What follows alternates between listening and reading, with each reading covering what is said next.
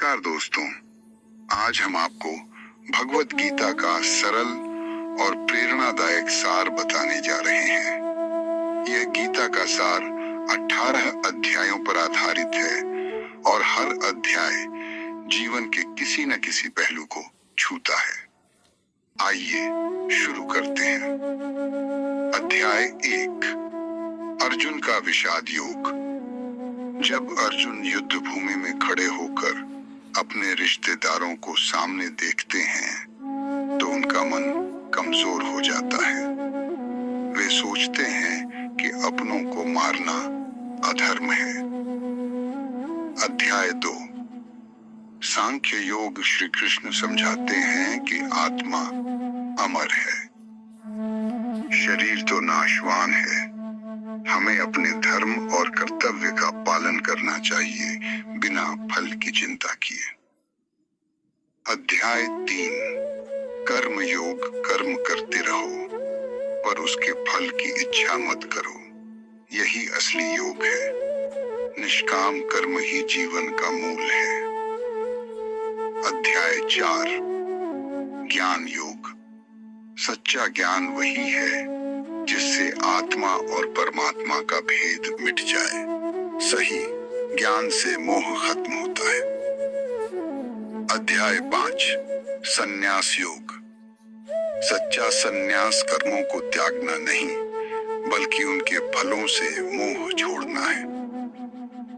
अध्याय 6, ध्यान योग।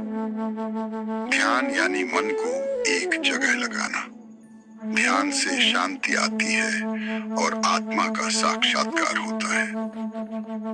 अध्याय 7, ज्ञान विज्ञान योग। भगवान कहते हैं कि वे ही इस सृष्टि के मूल हैं। उन्हें जानने के लिए श्रद्धा जरूरी है। अध्याय 8, अक्षर ब्रह्म योग। मृत्यु के समय जिसका मन भगवान में होता है उसे परम गति मिलती है। अध्याय 9, राजविद्या योग। यह सबसे गुप्त और सबसे महान ज्ञान है। भगवान प्रेम से भक्ति करने वालों की रक्षा करते हैं। अध्याय 10, विभूति योग। भगवान अपनी शक्तियों और विशेषताओं को बताते हैं। हर महान चीज में उनकी झलक होती है। अध्याय 11, विश्वरूप दर्शन। श्री कृष्ण अर्जुन को अपना विराट रूप दिखाते हैं।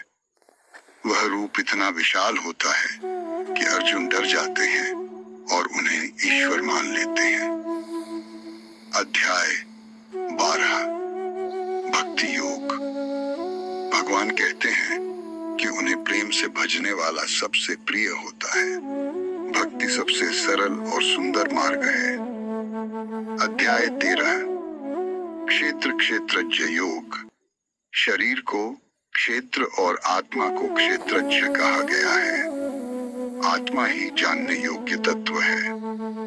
अध्याय 14, गुणत्रय योग। सृष्टि में 3 गुण हैं, सत्व, शांति, रजस, क्रिया और तमस, आलस्य। इनसे ऊपर उठकर जीना चाहिए। अध्याय 15, पुरुषोत्तम योग। मनुष्य जीवन दुर्लभ है।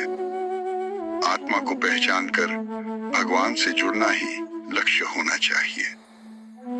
अध्याय 16, दैवासुर संपत्ति योग। दैवी गुणों से मोक्ष और आसुरी गुणों से पतन होता है।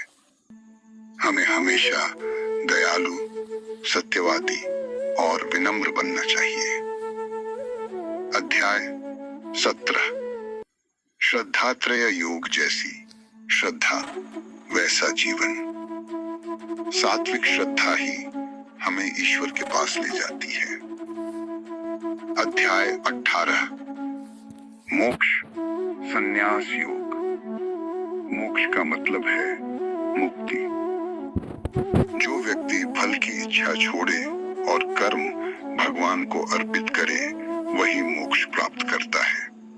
निष्कर्ष, श्री कृष्ण का सबसे प्रसिद्ध श्लोक है, कर्मण्येवाधिकारस्ते मा फलेषु कदाचन। मतलब कर्म करते रहो, फल की चिंता मत करो। अगर हम गीता की बातें जीवन में अपनाएं तो न केवल सफलता बल्कि शांति भी मिलेगी। धन्यवाद दोस्तों।